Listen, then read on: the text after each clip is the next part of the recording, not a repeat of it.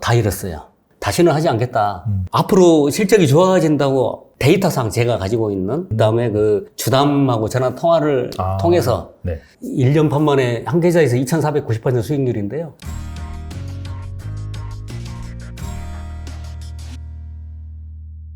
네, 이태철 대표님 모셨습니다. 안녕하세요. 예, 안녕하세요. 반갑습니다. 네, 대표님 간단하게 소개 좀 부탁드립니다. 저는 공무원 생활을 하다가요, 2021년 11월에 명예퇴직을 하고, 지금은 경영 컨설팅을 하고 있습니다. 아, 네. 예, 그러면서 주식 투자를 조금씩 하고 있고요. 그렇습니다.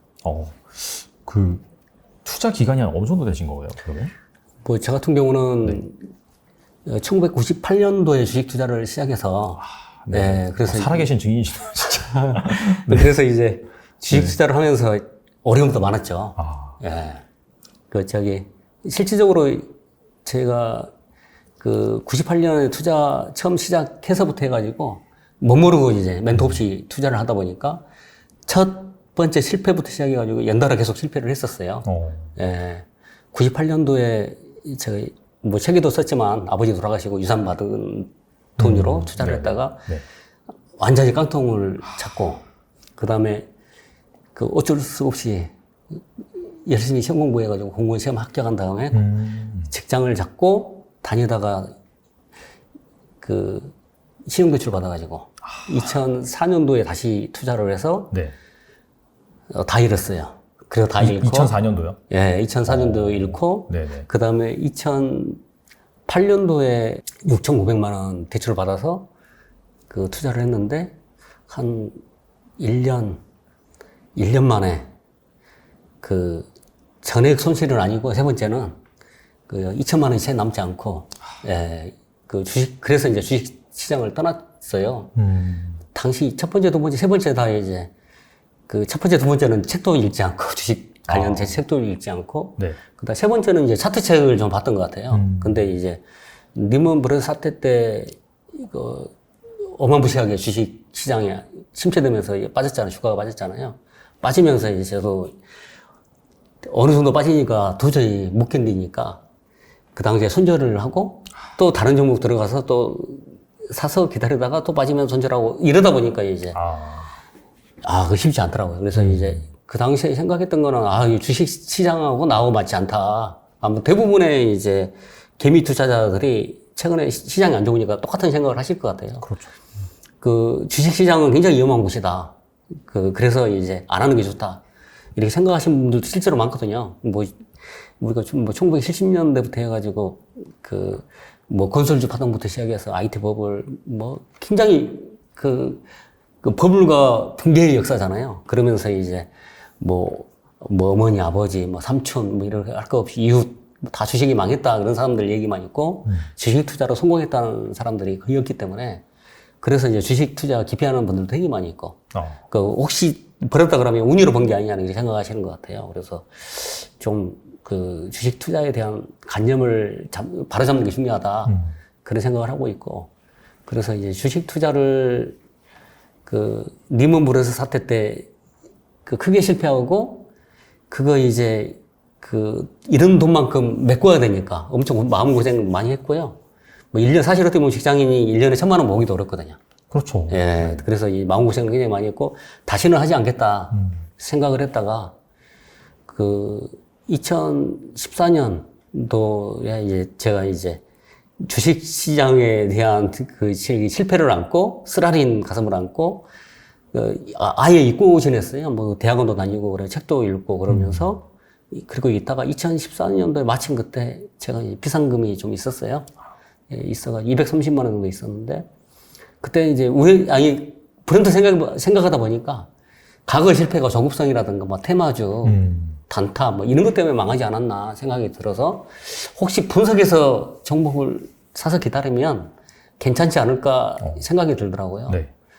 그래서 이제 어떤 종목을 사서 기다렸더니, 2014년도에 15% 정도 수익을 냈어요. 수익을 내면서, 이렇게 하면 되겠구나. 내가 공부해서 분석해서 차트라든가 그런 게 아니라, 실질적으로 수익이 날 수 있는 종목을 사서 기다리면 그 다음에 매도하면 내 수익을 내가 챙길 수 있지 않을까 생각이 들었어요.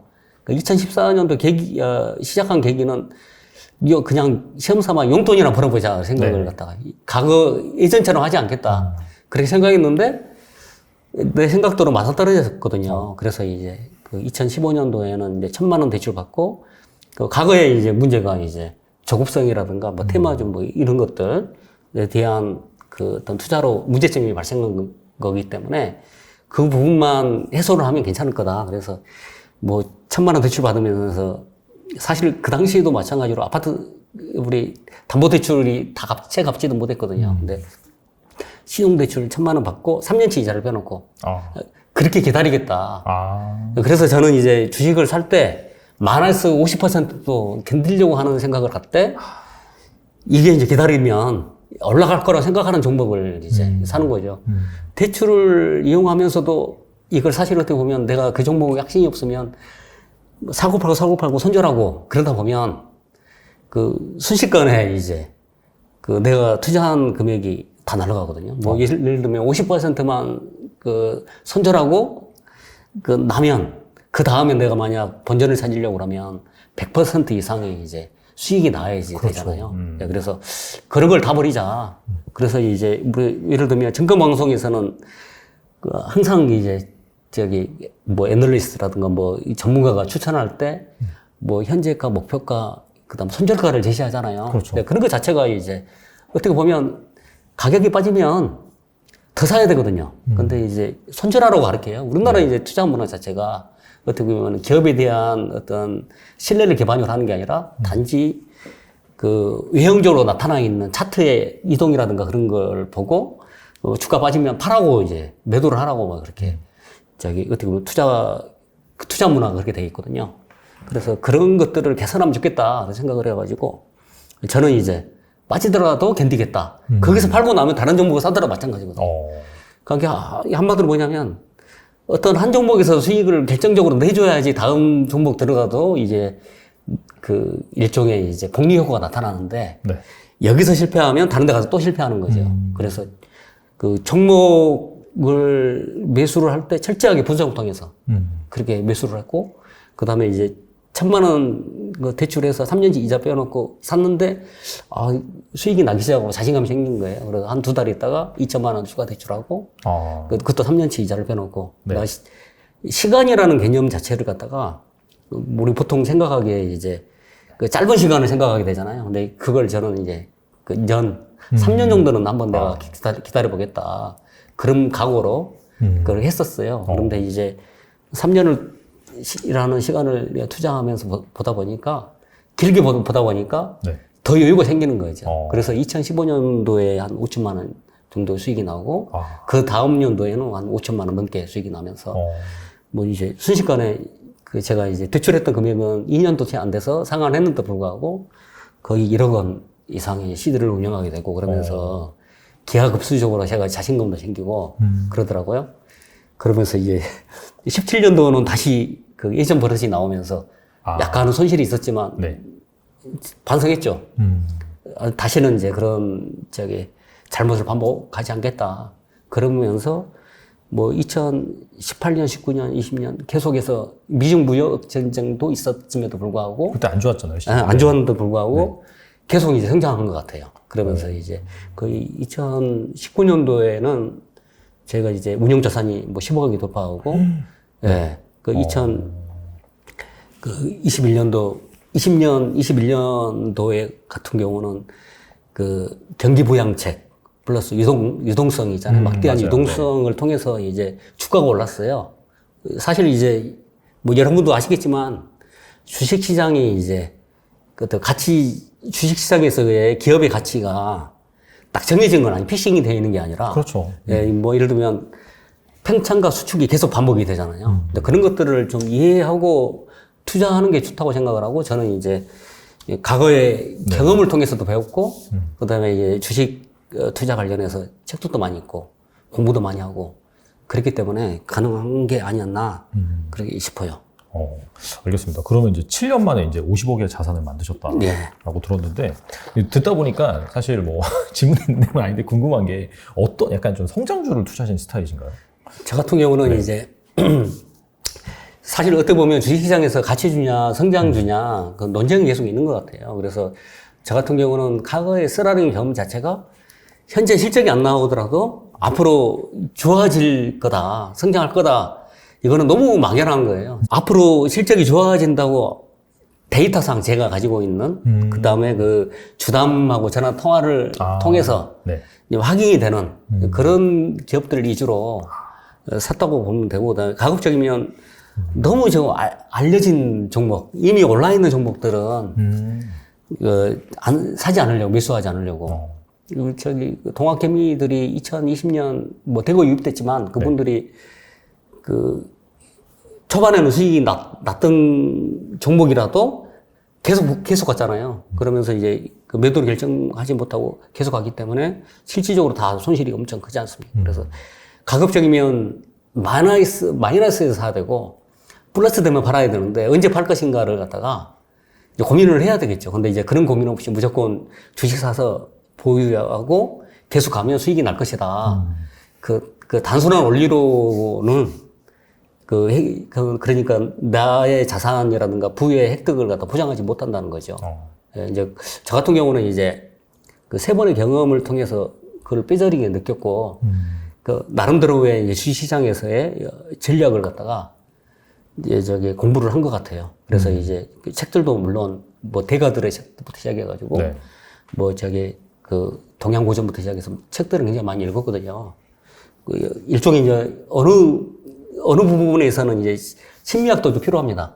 예를 들면 그렇죠. 이제 네. 주식시장이 그 실질적인 가치로만 움직이는 게 아니라 그 심리에 의해서도 움직이기도 하고 그러거든요. 그래서 그런 부분들에 대한 것들에 대한 이해도가 있고 자격증이 있으면 충분히 그 수익 내는 것이 가능하다. 그런 생각을 하고 있어요. 알겠습니다. 그리고 1년 6개월 만에 2,490%의 수익을 냈다라고 말씀하셨는데 이 부분에 대해서 설명해 주세요. 예. 네. 제가 1년 반 만에 한 계좌에서 2,490% 수익률인데요. 제가 이제 네. 그 2020년 5월 당시에 4,400만 원 정도 기초평가 금액이 있었고, 네네. 그 다음에 2021년 10월에 기말 평가 금액이 11억 9,600만 원이거든요. 네. 그래서 이제 그 수익률이 뭐 10월 기준으로는 2,900%, 12월 말 기준으로는 2,490%예요.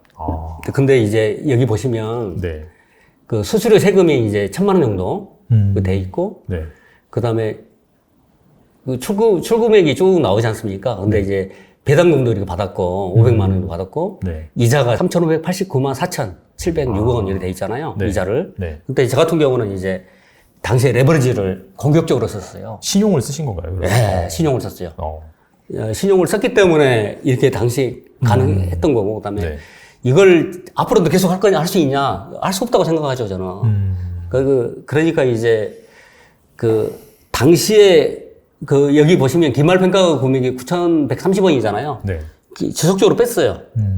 제가 10월, 11월, 12월 달에 그 한마디로 이제 유동성에 의한 그 주가 상승보다는 좀 하락에 이제 방점을 두고 뺀 상태고, 지금은 이제 그 대부분이 다시 들어가 있는 상황입니다. 근데 이제 그 투자자라면 그 시장에 대한 동향이 어떻게 될까, 흐름이 있을 것인가를 고민을 해야 되고, 그다음에 기회가 왔을 때 기회를 잡는 그런 게 준비가 돼 있으면 나을 것 같아요. 저 같은 경우는 뭐 IMF 때 어떻게 보면 사고 팔고 단타를 치지 않았으면 손실이 안 났을 거예요.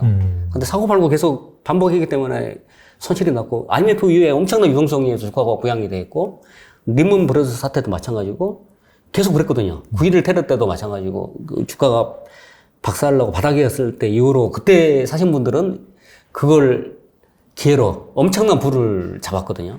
그래서 위기 때 항상 기회가 온다, 그렇게 생각하는데, 뭐 최근의 경향은 그런 것 같아요. 뭐 러시아 ETF 대규모로 이제 800억 정도가 들어가서 거래 전개되고 있고, 그다음에 뭐 테라라든가 루나 뭐 네, 예를 맞아요. 들면 네, 네. 그렇다고 하니까 뭐 들어가잖아요. 네. 그런 식으로 무모하게 하는 게 아니라 음. 가치와 철학을 가지고 투자를 했으면 좋겠다 그런 생각이 들고요. 그래서 저 같은 경우는 밸류를 알 수 없는데 투자하는 것 자체가 무모한 것 같아요. 아. 그래서 저도 숱하게 뭐 주위에 유혹이 왔지만 그 암호화폐 뭐 비트코인 이런 거를 투자를 하지 않았거든요. 근데 네네. 지금도 회의가 없어요. 왜 그러냐면 내가 모르는 영역이잖아요. 그래서 이제 내가 투자를 할 때는 확실하게 이 종목에 대한 기업에 대한 이해가 됐을 때, 시장에 대한 이해가 됐을 때 투자하는 게 바람직하다. 내가 이제 모르고 투자할 때 가장 위험하다. 자신이 없기 때문에 빠지면 손절을 해야 될지 아닐지가 고민이 되잖아요. 버티는 것 자체가 굉장히 힘이 들거든요. 그런데 기업에 대한 확신과 나에 대한 확신이 있다고 한다면 빠지더라도 견디고 버틸 수가 있거든요. 그러면 그 다음에 새로운 장이 열렸을 때는 엄청나게 큰 수익을 주는데 그렇지 않은 경우에는 끊임없이 흔들린다. 그렇게 된다고 한다면 결국에는 내동 매매로 갈 수밖에 없다. 그렇게 생각을 하고 있어요. 알겠습니다. 예.